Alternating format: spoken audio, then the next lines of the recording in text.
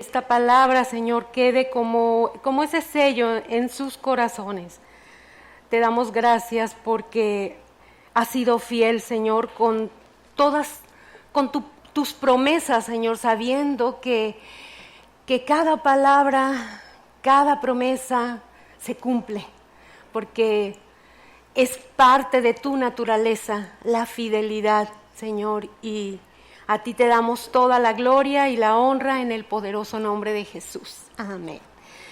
Bien, vamos a ver esta mañana, vamos a hablar, en todas estas semanas hemos estado escuchando el mensaje acerca del reino de Dios, el reino de Dios que ha sido establecido en el momento en que el Señor Jesús resucitó. El Señor Jesús venció la muerte y fueron abiertos los cielos para todos sus hijos. Y vamos en esta mañana a situarnos en un tiempo en el Nuevo Testamento. Vamos a acompañar a los discípulos que habían sido convocados por Jesús. Era el momento en que Él ya iba a ascender a los cielos, los llamó, fueron a una montaña y estaba allí dando las últimas instrucciones. Entonces, por supuesto que es como para recalcar cuáles fueron las últimas palabras que dijo Jesús antes de partir. Y vamos a la escritura en Mateo 28, versículos 19 y 20.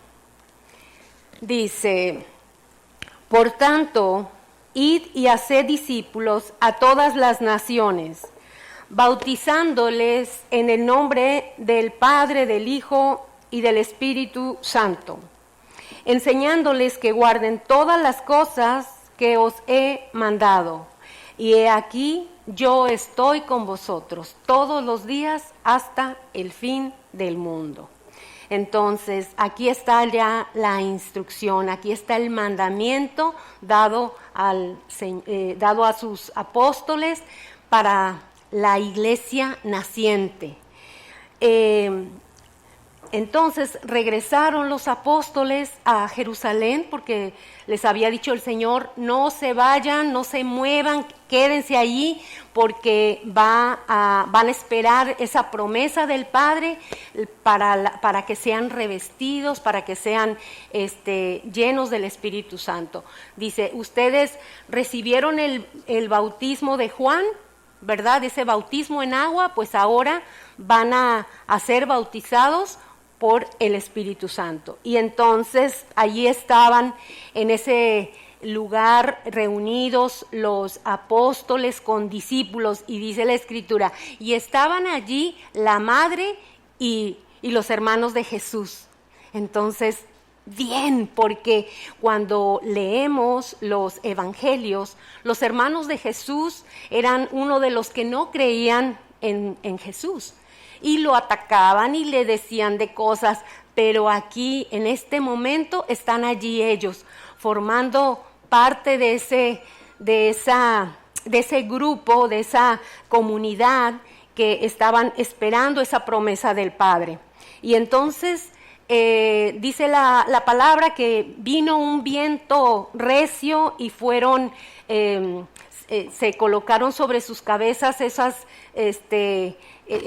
lenguas de fuego y empezaron a hablar en otras lenguas, en otros idiomas, de tal manera que los que estaban allí, ¿verdad? Que estaban, porque era un tiempo de la fiesta de los judíos, y había muchos seguidores, muchos prosélitos que habían ido a la fiesta y que eran de otras naciones. Entonces, qué impactante para ellos escuchar a estos galileos que hablaban otras lenguas y que escuchaban y entendían lo que decían, que dice la palabra que glorificaban al Señor. Entonces, el derramamiento del Espíritu Santo activa los dones que Él da para los miembros de su iglesia. Y aquí, ¿qué se empieza uno a ver cuando lee el libro de los Hechos?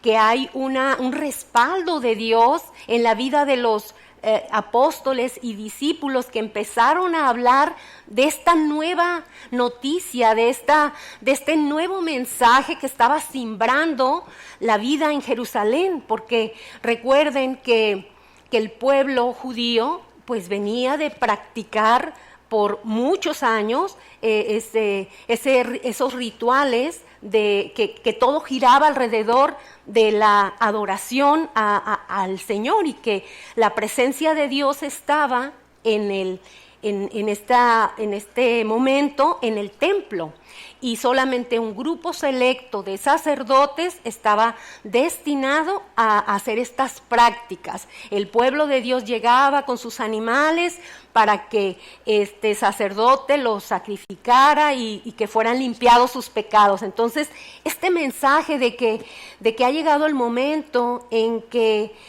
por creer en Jesucristo, por creer en el nombre de Jesús, el que vino a tomar nuestro lugar, vino a morir en la cruz por los pecadores. ¿Cómo era eso que los pecados iban a ser limpiados? O sea, nos ponemos en su lugar, y era un mensaje que sacudió las mentes de los judíos. Entonces, ¿cómo era posible que estos hombres y mujeres ordinarios hablaran esas cosas?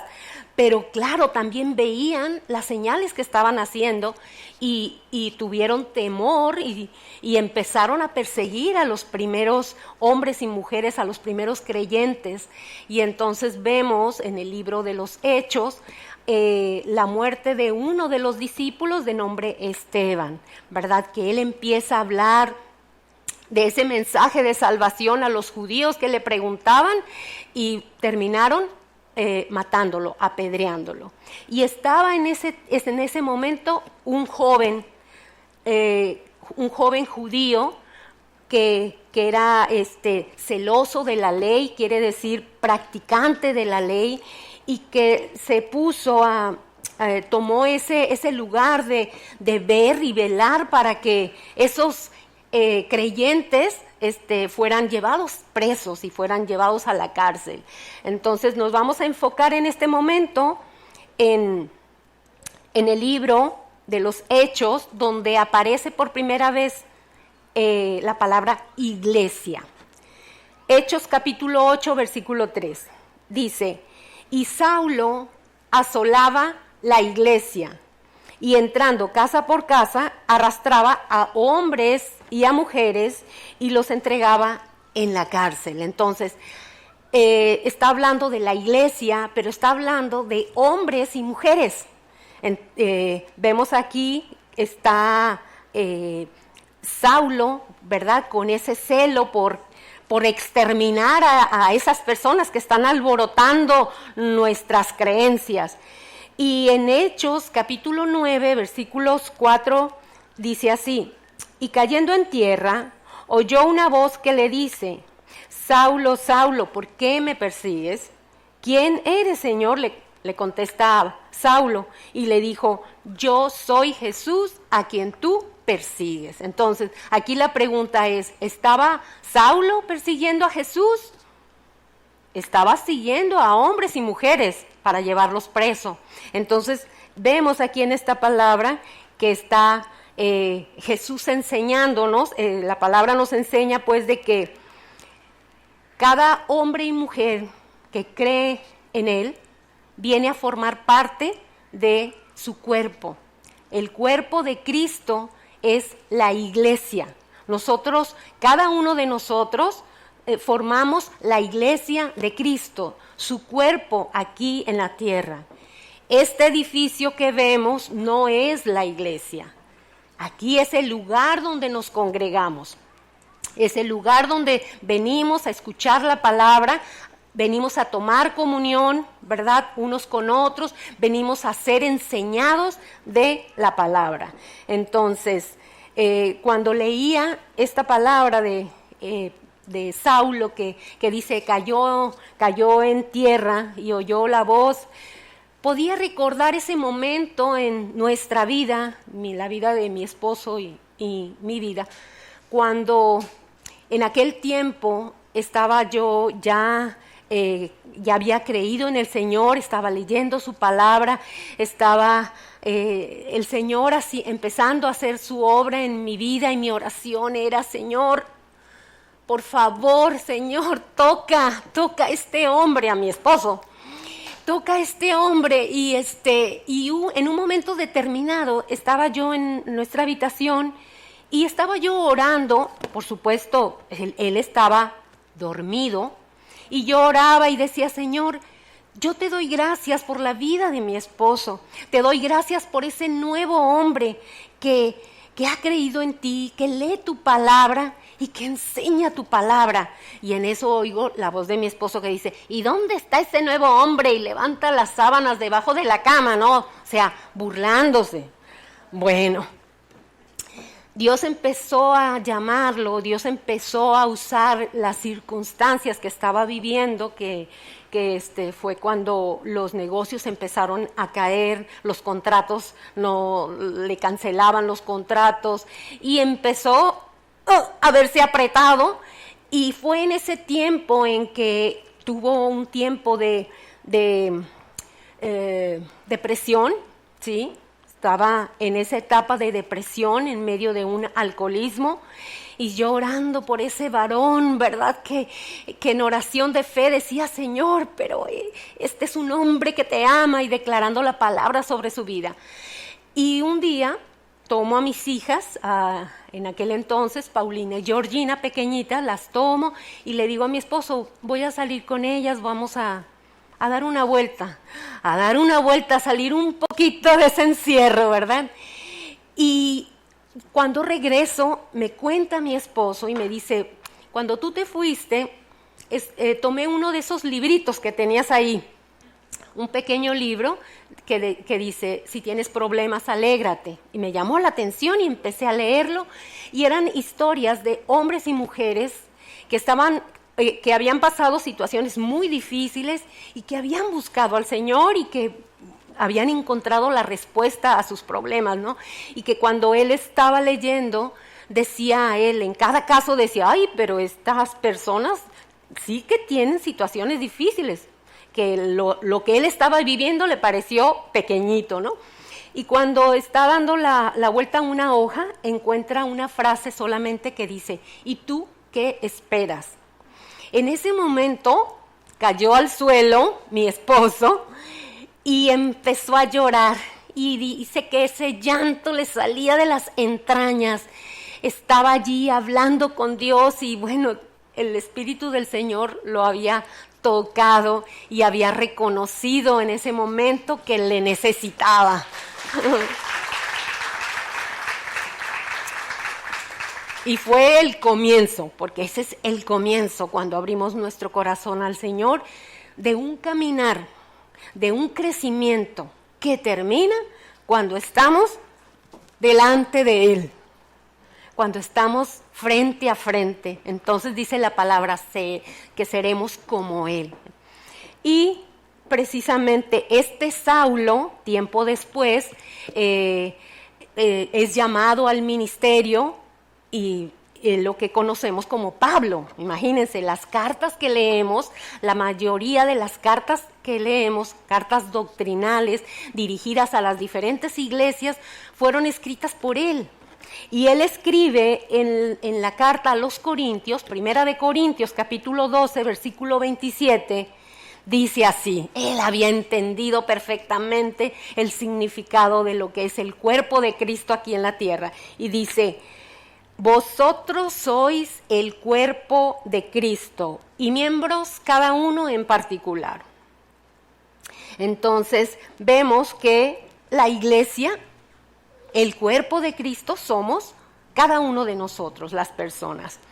Y es interesante ver cómo utiliza el Señor para enseñarnos esta figura del cuerpo humano para referirse a su iglesia. Él siempre utiliza las cosas ¿verdad?, cotidiana, lo que podemos entender para poder captar lo que es ese misterio de lo que es la Iglesia de Cristo. Y quise resaltar algunos puntos de lo que es el cuerpo humano. El cuerpo humano es un organismo que tiene vida.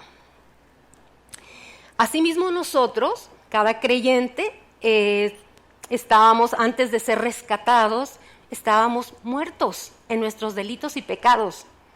Y en el momento que vino, que fuimos iluminados, ese es el momento en que viene el nuevo nacimiento a nosotros. Otro punto, el cuerpo necesita estar unido entre sí para su funcionamiento. Pues esto es así. Me tocó ver el caso de un hombre que en su trabajo, trabajando con una sierra, se le cortó el dedo y lo traía colgando. Y lo tomó y se fue a la clínica y lograron salvarle el dedo.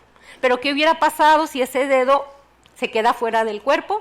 Pues se necrosa y hay que botarlo, ¿verdad? Botarlo porque no sirve. Nosotros, como Iglesia de Cristo, necesitamos estar unidos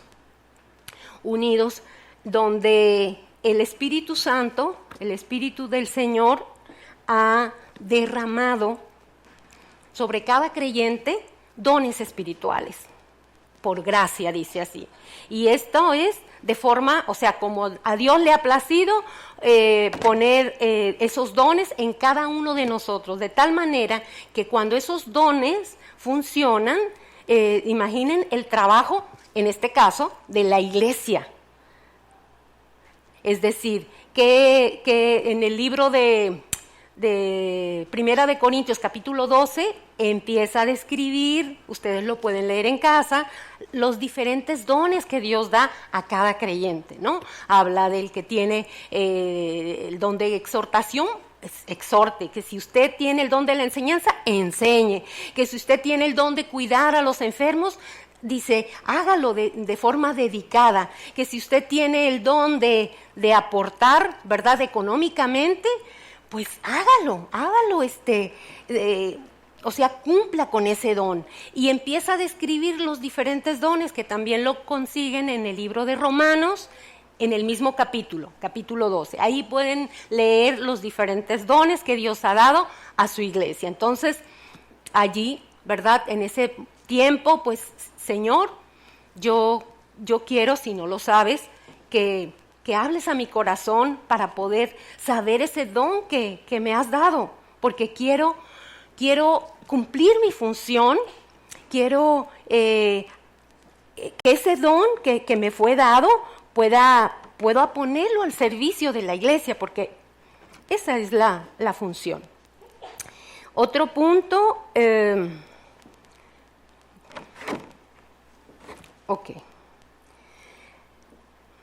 dice, el cuerpo humano necesita alimentarse. Es la manera, pues, que se van a obtener los nutrientes necesarios para el buen desarrollo. Así también el cuerpo humano es protegido porque se va desarrollando el sistema inmunológico, pues, para evitar esos virus, bacterias, etcétera, ¿verdad? De manera de que cuando el cuerpo está bien fortalecido, pues pueda responder ante esas situaciones. Y lo mismo sucede en nuestra vida. Necesitamos alimentarnos de la palabra de Dios para que nuestro ser interior, ese espíritu con minúscula, que es el que ha cobrado vida cuando vino el Espíritu Santo a nuestra vida, ese hombre interior pueda crecer.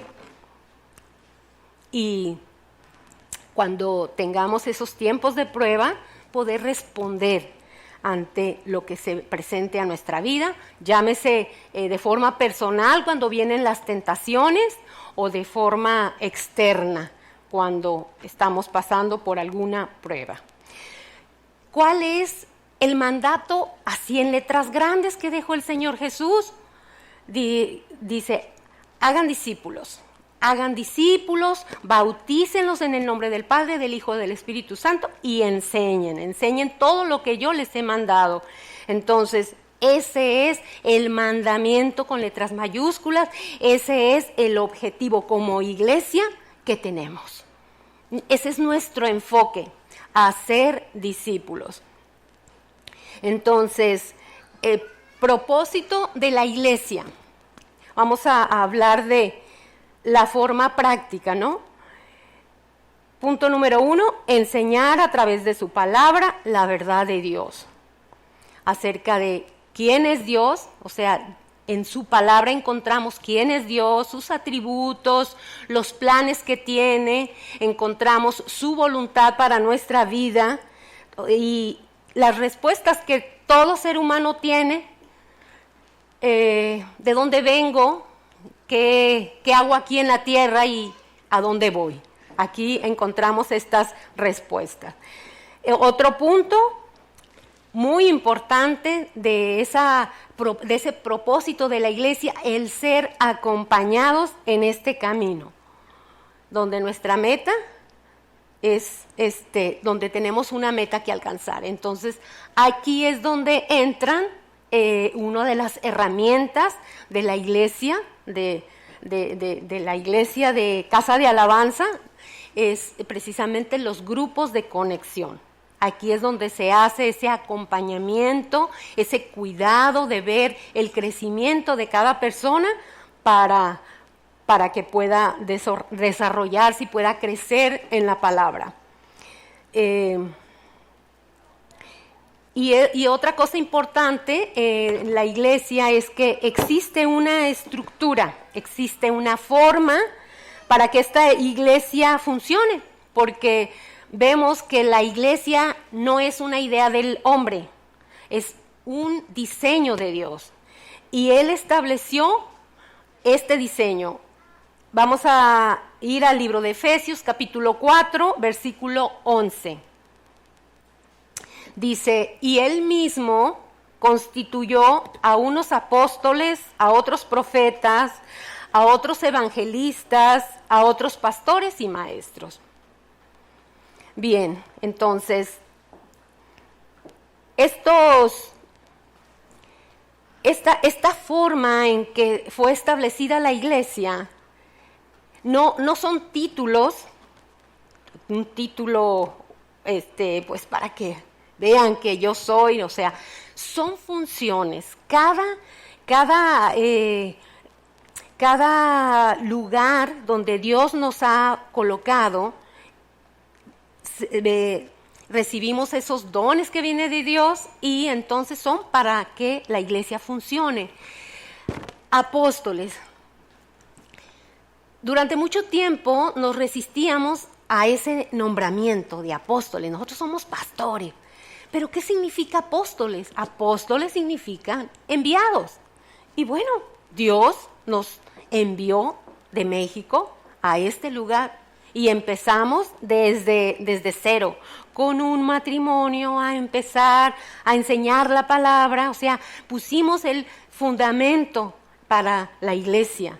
Entonces es importante cada ministerio, es importante cada don que pueda llevarse a cabo para que la iglesia pueda desarrollarse de forma sana y pueda crecer. Entonces, otro punto importante, propósito de la iglesia, preparar, formar, capacitar. Y la respuesta la encontramos en Efesios 4, 12 en adelante. Dice así: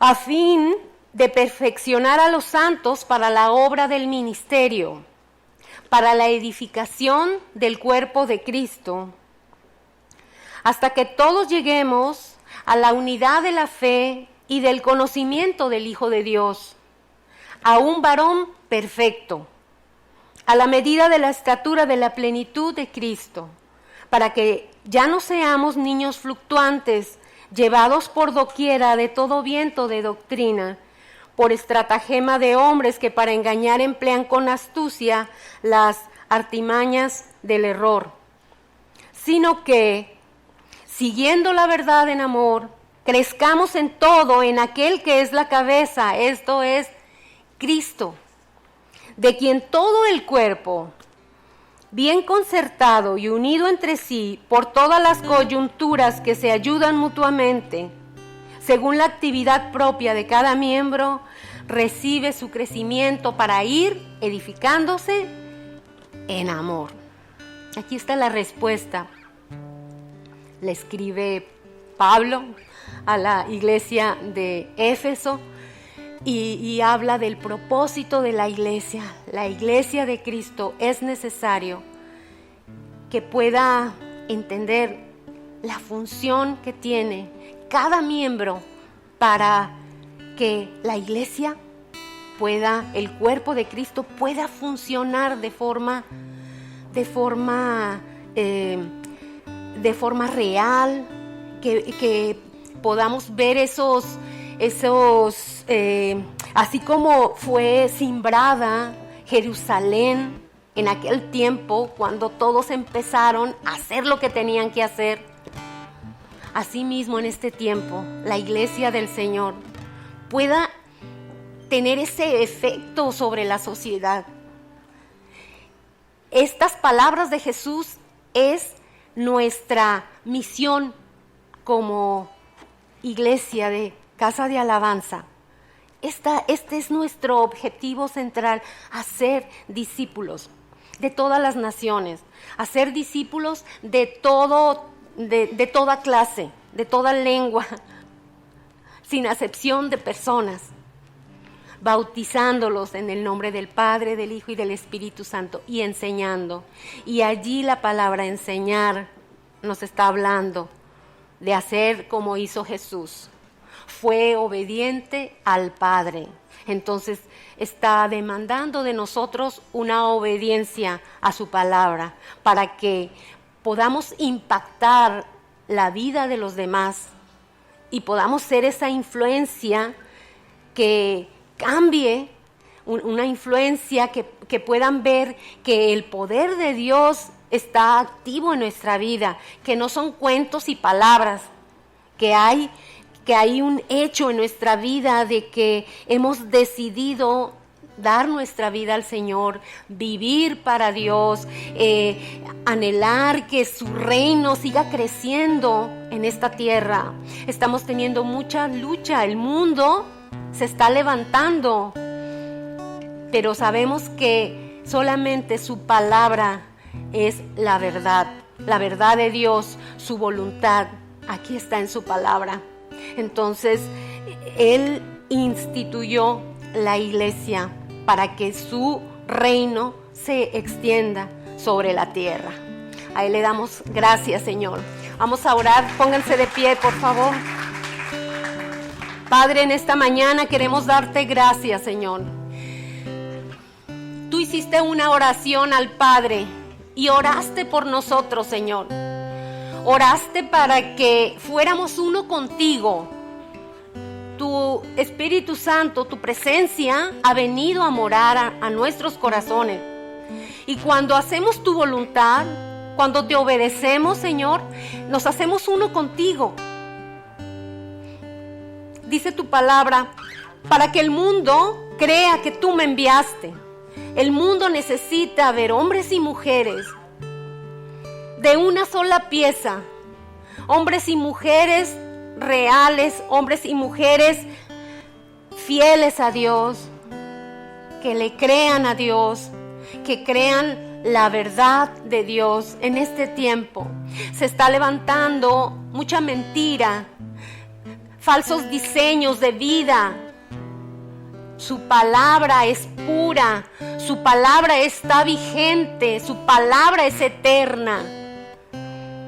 Dice, el cielo y la tierra pasarán, pero tu palabra no va a pasar, Señor. Y nosotros, Dios, nos regimos por tu palabra. Padre, que el amor que viene de ti, Señor, ese amor que es perfecto, que es completo, que lo llena todo, que hace posible todo, pueda ser una realidad en nuestra vida, sin fingimientos. Y ese es el amor que nos va a unir como iglesia. Esos son los ligamentos que hay en el cuerpo humano. Asimismo, tu amor sea ese ligamento. Que cada uno de nosotros pueda entender que no es en nuestras fuerzas, que no es con nuestras capacidades, que todo viene de ti, Señor. Y esto es por gracia, es para que nos enfoquemos en llevar a cabo esa función que tenemos como miembros del cuerpo de Cristo. Padre, gracias. Gracias, Espíritu Santo, porque tú nos guías a la verdad. Tú nos guías, Señor, y nos guardas. Tú nos consuelas, tú nos animas. Y tú nos das esa sabiduría que solamente viene de ti. Señor, que podamos entender que cada uno, Señor, de los que formamos parte de este cuerpo, tienen una función. Y esa función es activa. No es una función inerte. Es una función que tiene movimiento. Es activa. En este tiempo necesitamos que nosotros como iglesia podamos estar activos, pero siendo dirigidos por el Espíritu Santo, sin estar inventando nada, siendo dirigidos por su Santo Espíritu. Gracias, Padre, gracias, Padre. Tú pones esta palabra, Señor, en cada corazón, abres su entendimiento y pueden entender el impacto, Señor, de lo que es ser miembros activos para tu iglesia. A ti sea la gloria en el poderoso nombre de Jesús. Amén y amén. Tomen asiento, por favor. Nos gustaría poder saber más de ti y poder acompañarte en tu crecimiento espiritual. Por favor, escríbenos al número que ves en pantalla y con muchísimo gusto te estaremos contactando. Que Dios te bendiga.